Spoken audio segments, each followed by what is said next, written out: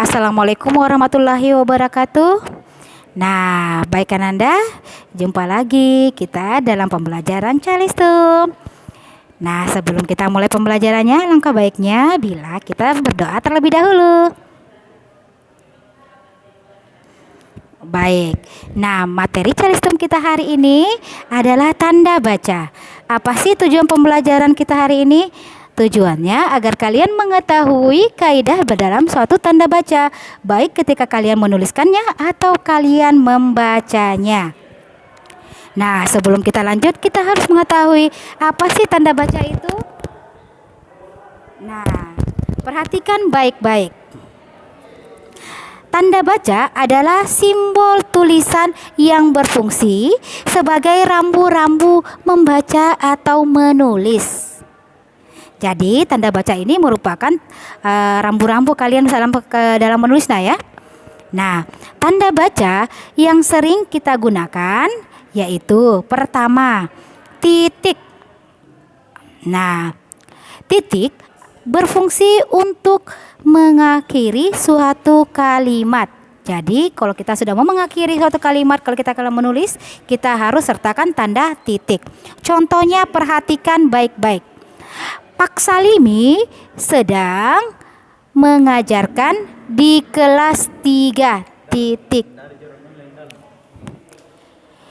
Ibu sedang pergi ke pasar untuk membeli ikan. Nah, perhatikan kedua kalimat berikut ini. Kedua kalimat ini diakhiri dengan tanda titik.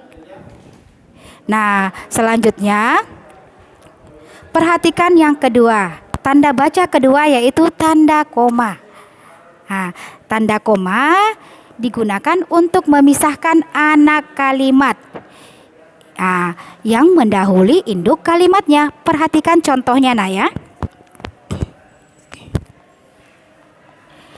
Karena baik hati, di situ ada tanda koma Karena baik hati, tanda koma, dia mempunyai banyak teman. Jadi ini pemisah antara anak kalimat ya. Karena baik hati, di situ ada tanda koma, dia mempunyai banyak teman. Tapi kalian jangan membacanya seperti itu. Kalian membacanya seperti ini. Karena baik hati, jeda sedikit. Karena baik hati, dia mempunyai banyak teman. Yang kedua, agar memiliki wawasan yang luas, di situ ada tanda koma lagi. Kita harus banyak membaca buku. Jadi kalian sudah bisa membuat kalimat yang dimana ada tanda komanya. Itu merupakan pemisah anak kalimat dengan induk kalimat ya. Tanda koma juga biasa digunakan di dalam unsur-unsur suatu perincian atau pembilangan atau memisahkan suatu benda ya. Penulisan benda-benda yang berbeda ya. Contohnya, telepon seluler, komputer, tanda koma, atau internet bukanlah barang asing lagi. Nah, telepon seluler situ ada tanda koma, terus komputer lagi ada tanda komanya. Yang kedua, ibu membeli gula, situ ada tanda koma lagi, minyak, tanda koma lagi, tepung, telur dan garam. Kok telur tidak ada tanda komanya? Karena sudah ada pemisahnya, yaitu dan. Bisa juga kalian membuat saya memiliki buku, pensil, pulpen, dan penghapus. Nah, boleh juga seperti itu ya.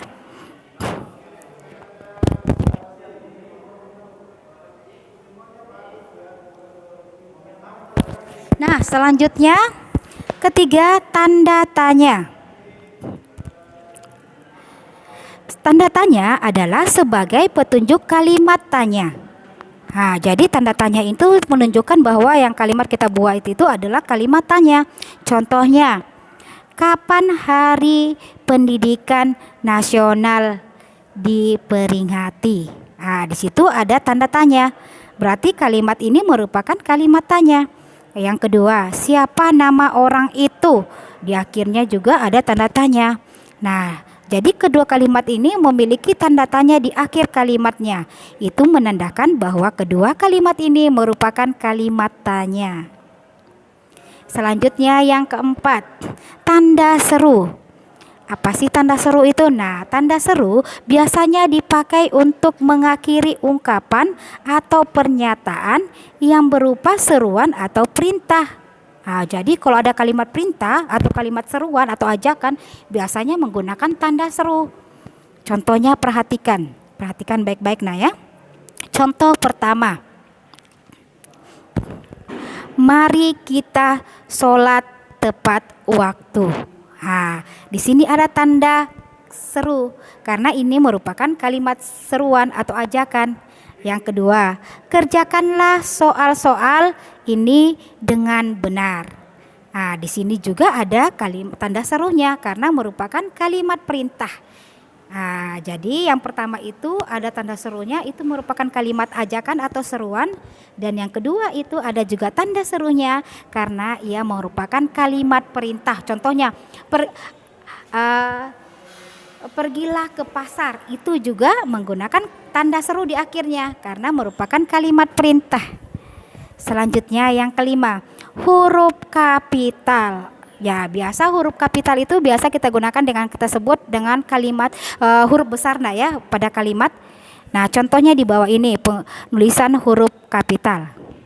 A, B, C, D, E, F, G, H, I, J, K, L, M, N, O, P, Q, R, S, T, U, V, W, X, Y, dan Z ya. Ini semua adalah huruf kapital atau huruf besar. Jadi kalian kalau menuliskan huruf besar kalian sudah bisa tahu bagaimana bentuk huruf besar.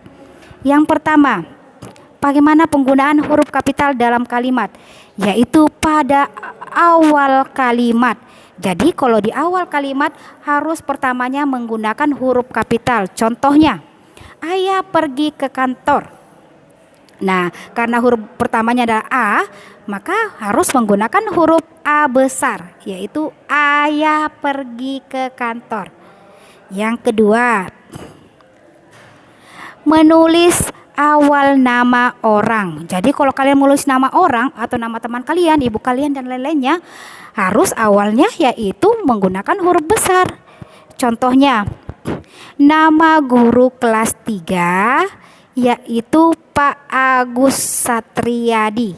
Nah, perhatikan karena Pak Agus itu menggunakan huruf besar di huruf awalnya. A itu harus huruf besar karena dia merupakan nama orang. Contohnya Ustazah Neni, N-nya itu harus huruf besar ya.